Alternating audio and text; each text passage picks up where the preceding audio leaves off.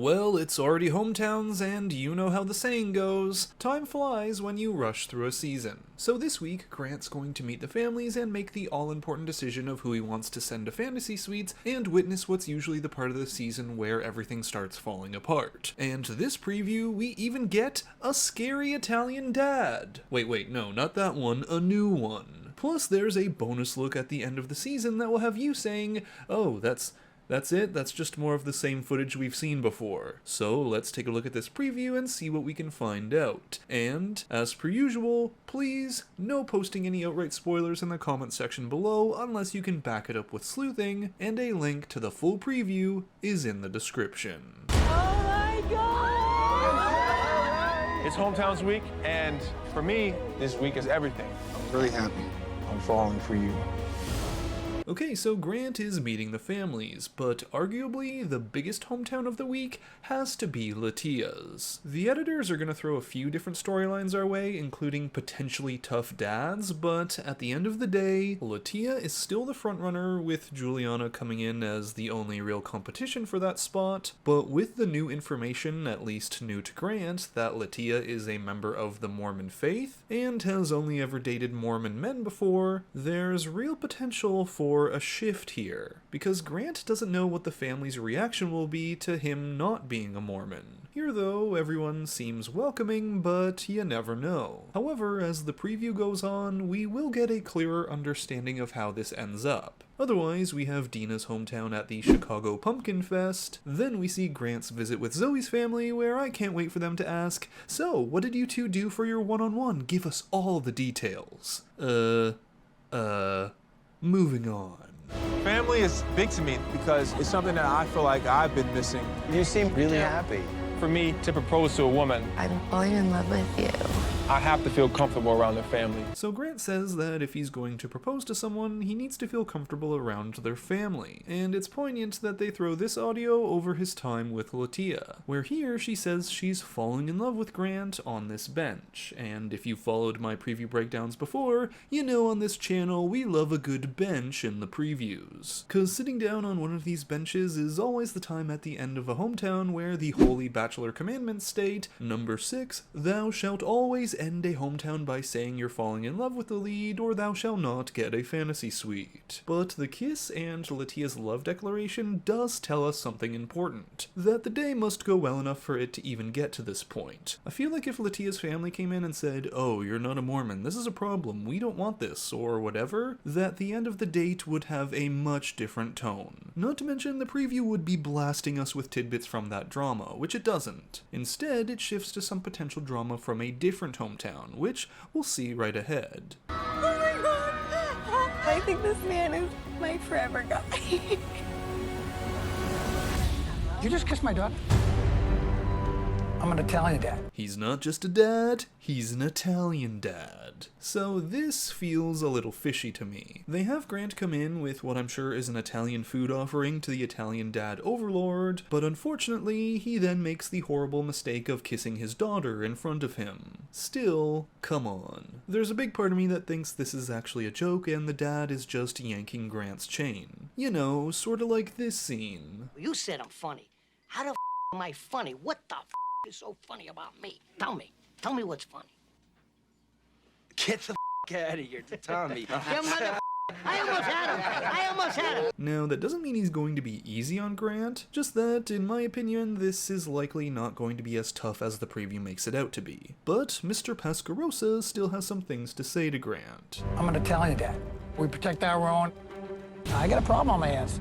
This is a lot harder than what I expected it to be.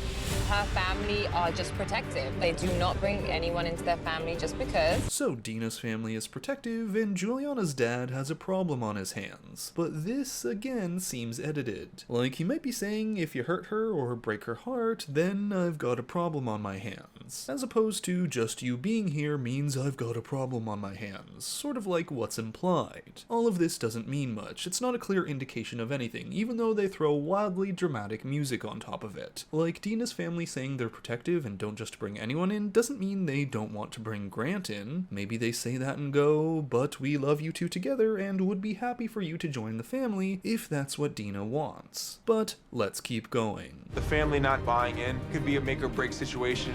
I'd like to give him a chance, but I am skeptical. You are the first person that I'll bring home that's not in our same religion. I'm not Mormon. So the Mormon thing comes back, but again, I expect this hometown to go at least well enough that Latia's comfortable sharing that she's falling in love with Grant. Zoe's mom, however, has some reservations, and I'd say this is normal for even a typical hometown given how fast this process is, but when they find out Zoe hasn't even had a one-on-one, I mean, yeah, I wouldn't blame them if they went, "Come on, Zoe, come on. What are we doing here?" I'm not Mormon. You know, I have tattoos, I wear earrings. I do drink sometimes, you know, so, will they accept me? And still to come this season. So before we get into that still to come part, Grant's asking if Latia's family will accept him. I think so, or at least enough for their connection to be able to progress towards fantasy suites, and lo and behold, we have footage of Latia making it that far from a previous preview. The bigger question will be if this is a deal breaker for Grant come his final decision, or if there's a potential interfaith compromise that might work for them. Or, you know, Grant might decide to become a Mormon. And all of this could be what weighs on Grant in the final moments of the season, so let's get to that. I have to make a decision on who I'm going to spend the rest of my life with. This is a chance for me to start a family of my own.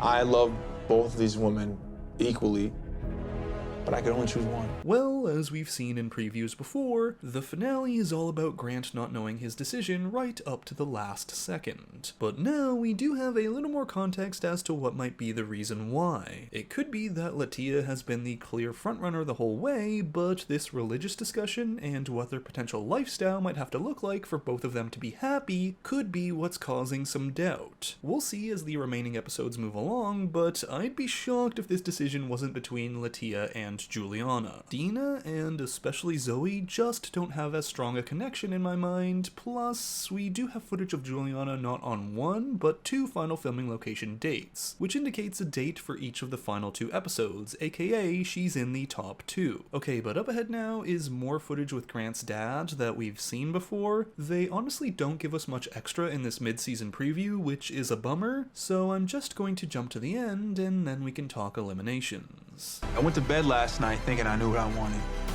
but I woke up and I realized that I still don't. I really need to know which one to send first. I feel like you know what you want to do. The truth is, I don't know.